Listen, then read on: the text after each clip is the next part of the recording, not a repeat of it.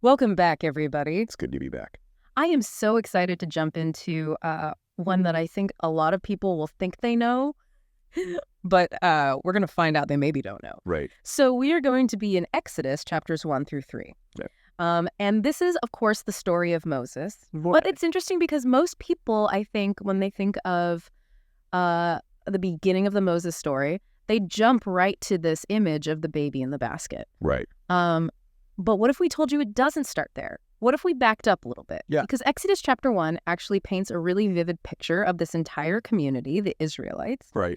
And it talks about how they were thriving in Egypt. Mm-hmm. And this is actually kind of much to the Pharaoh's dismay. Yeah. And that's where it gets interesting, right? Because it's not just the story of Moses, it's the story of a whole people. Right. And this immediately kind of, the beginning of Exodus really sets the stage for so much of what we're going to see play out. Right.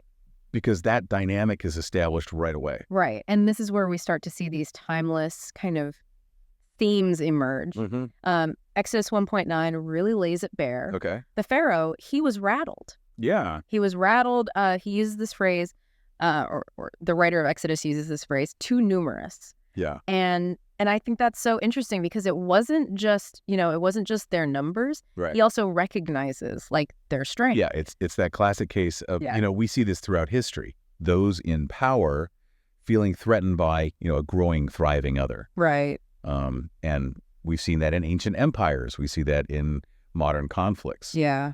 It's almost as if some things never change.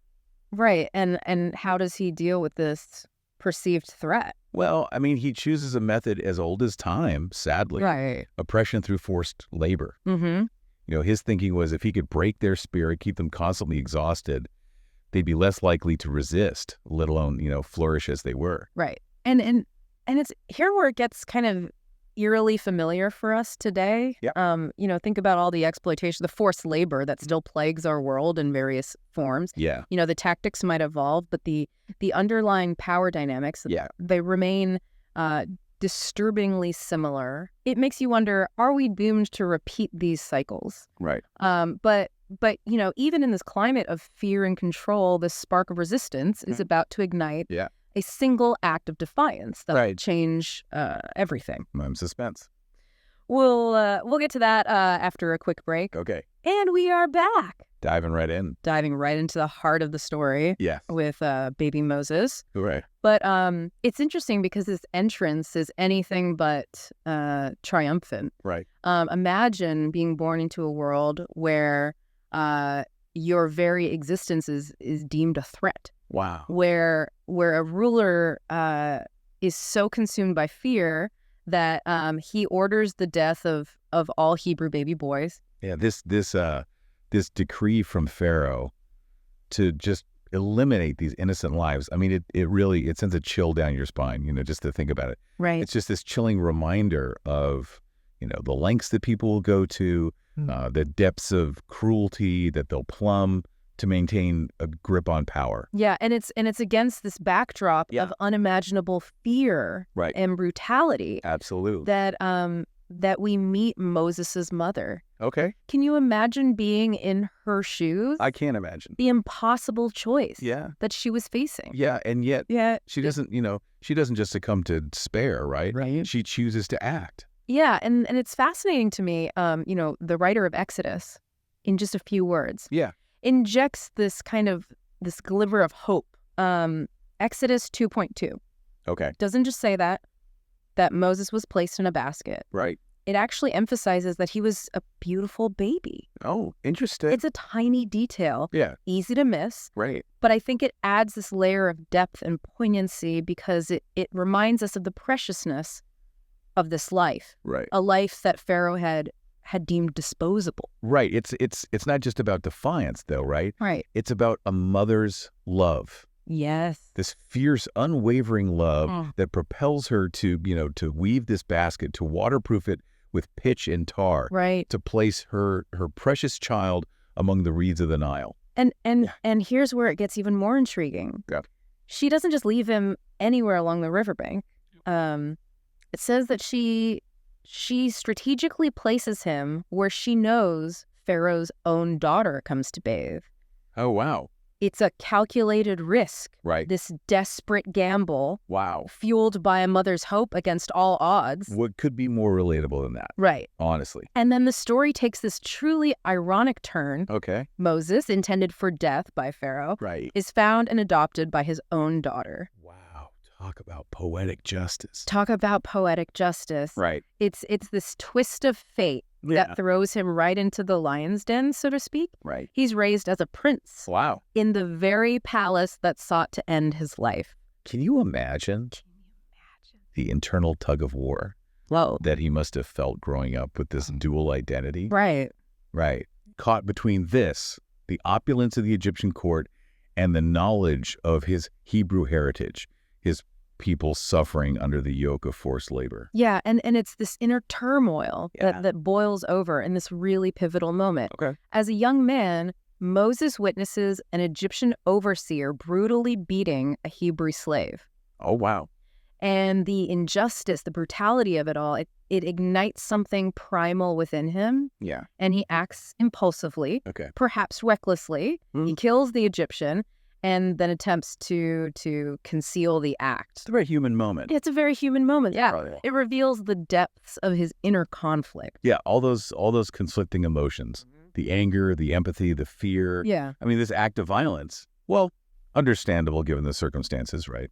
It sets off this chain of events that will force him to really confront his past. Right. His identity, and ultimately his destiny. His destiny. But we'll get to that incredible transformation after a quick break. We'll be right back.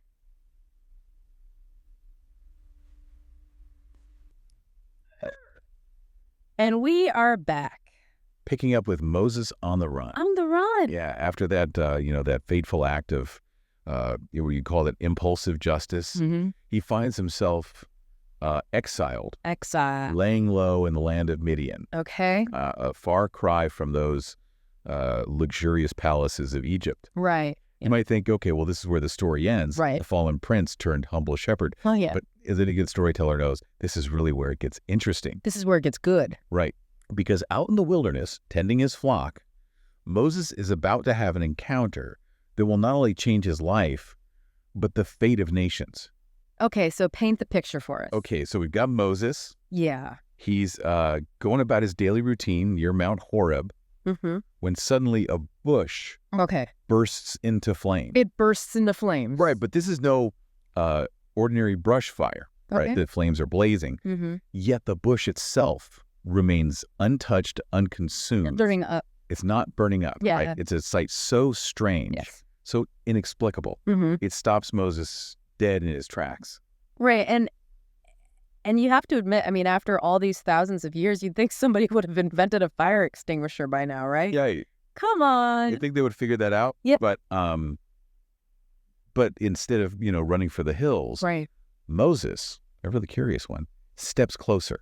Oh, boy. And that's what he hears a voice. Okay. Calling his name from within the heart of the flames. Oh. And not just once, but twice.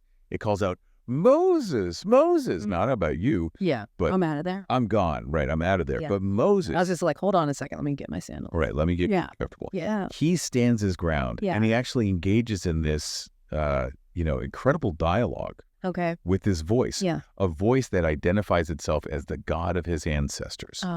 Abraham, Isaac, and Jacob. Right. This isn't just some, random deity popping by for a chat. Right. Right. This is about legacy. This is about a promise made generations ago, a covenant. And just as a reminder for those who may have forgotten, this covenant that you're referring to was this solemn agreement between God and Abraham. Right.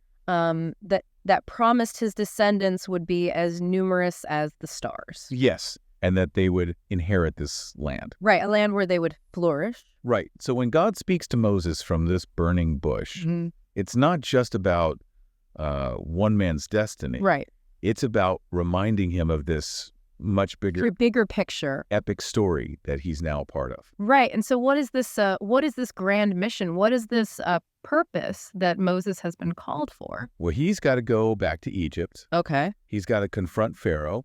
Oh, boy. And demand the release of the Israelites from this generations of slavery. Wow. Okay. And not just to wander free, right? But to journey to a specific land. Right. a land promised to their ancestors, Yep. a land flowing with milk and honey. Right. It's a message of liberation, of hope, of reclaiming their birthright. But Moses is a little hesitant, shall we say. Yeah, just a tad. Just a tad. Can you blame him?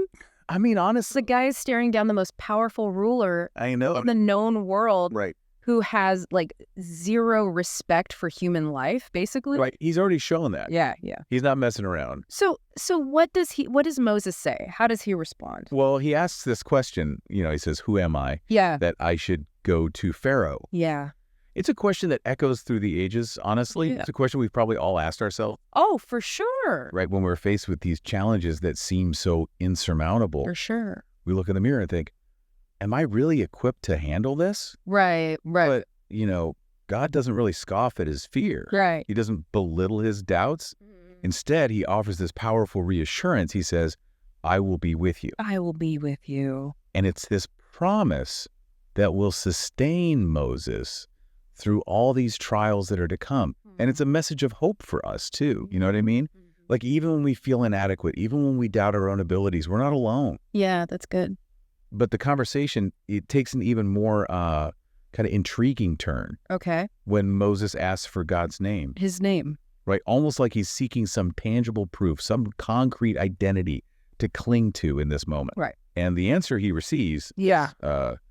is as enigmatic as it is profound. He says, I am WHO I am. I am WHO. I am. This name, shrouded in mystery. Yeah. It's been interpreted in countless ways over the centuries. Right. Some see it as a declaration of God's eternal self-existent nature, Right. right? A being that's just beyond our, limited human comprehension. Right.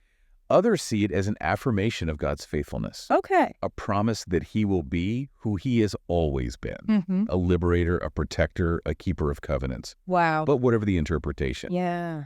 one thing's clear, right? This encounter has irrevocably changed Moses. Right. He may have, approached that burning bush a reluctant shepherd, Right. but he leaves it a changed man, chosen for this purpose far greater than himself. He's still got doubts, anxieties, very valid fears, Yeah.